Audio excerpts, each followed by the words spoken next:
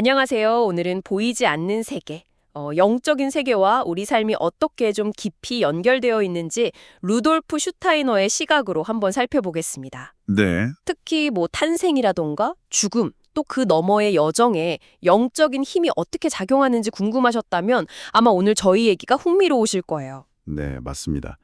그 슈타이너의 관점은 기본적으로 이거죠. 우리가 보는 이 물질 세계 현상들이 사실은 보이지 않는 영적인 힘, 또 어떤 존재들의 표현이라는 거거든요. 아, 표현이다. 네, 그래서 오늘은 특히 그 삶과 죽음 사이의 영적 세계, 슈타이너는 대바찬이라고 불렀는데요. 이 대바찬에서의 경험이 현재 우리 삶, 그리고 또 다음 생과 어떻게 연결되는지 좀 집중적으로 얘기해 보려고 합니다. 그렇군요. 대바찬.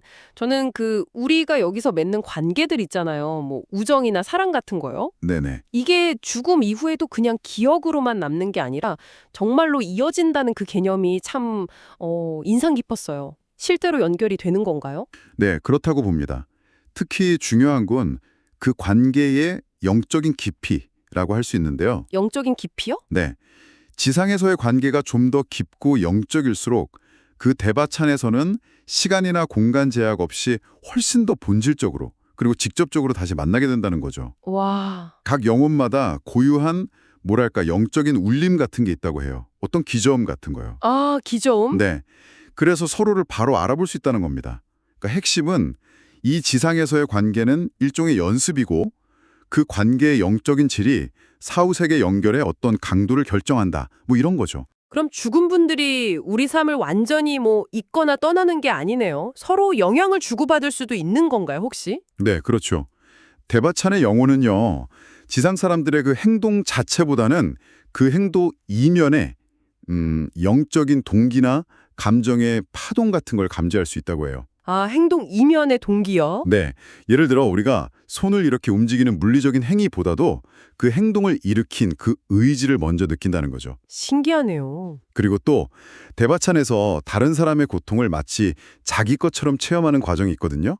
이게 굉장히 강력한 배움이 된다고 합니다. 아, 타인의 고통을. 네, 이게 바로 다음 생에 좀 더 나은 관계를 맺고 과거의 어떤 실수나 잘못을 바로잡으려는 동기, 즉 우리가 아는 카르마를 형성해서 다시 태어나도록 이끈다는 거예요. 아하. 그러니까 사후세계가 그냥 쉬는 곳이 아니라 다음 생을 준비하는 아주 능동적인 성찰의 시간이 셈이죠. 그렇군요. 그럼 다시 태어날 때 그 부모를 선택한다는 개념은 정말 놀라운데요. 이게 뭐 운명처럼 딱 정해지는 건가요? 아니면 어떤 이끌림 같은 게 작용하는 걸까요?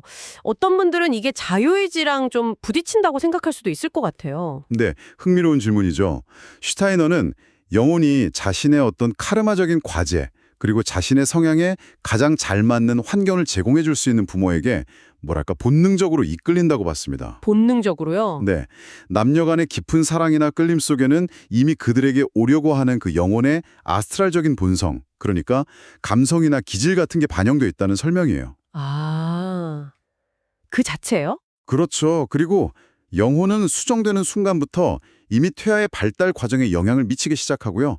특히 수정 후 한 18일에서 21일 사이 이때 중요한 영적 결합이 일어난다고 합니다. 18일에서 20일? 네, 이때 이제 여성적인 원리는 생명의 연속성을, 남성적인 논리는 어떤 개별성과 진화를 가능하게 하는 식으로 작용한다고 보고요.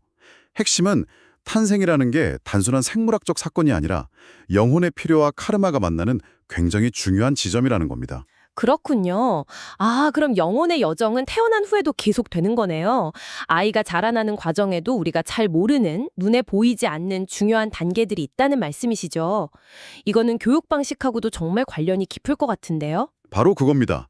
슈타이너는 아이가 크게 3번의 탄생을 겪는다고 봐서요. 3번이요? 네, 첫째는 우리가 다 아는 육체의 탄생이고요.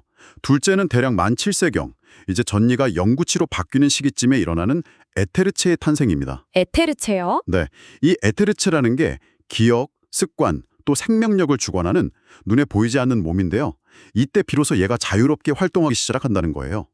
그리고 셋째는 만 14세, 사춘기 무렵에 아스트랄체가 자유로워지는 탄생입니다. 이 아스트랄체는 감정, 욕구, 그리고 판단력의 기초가 되는 몸이죠.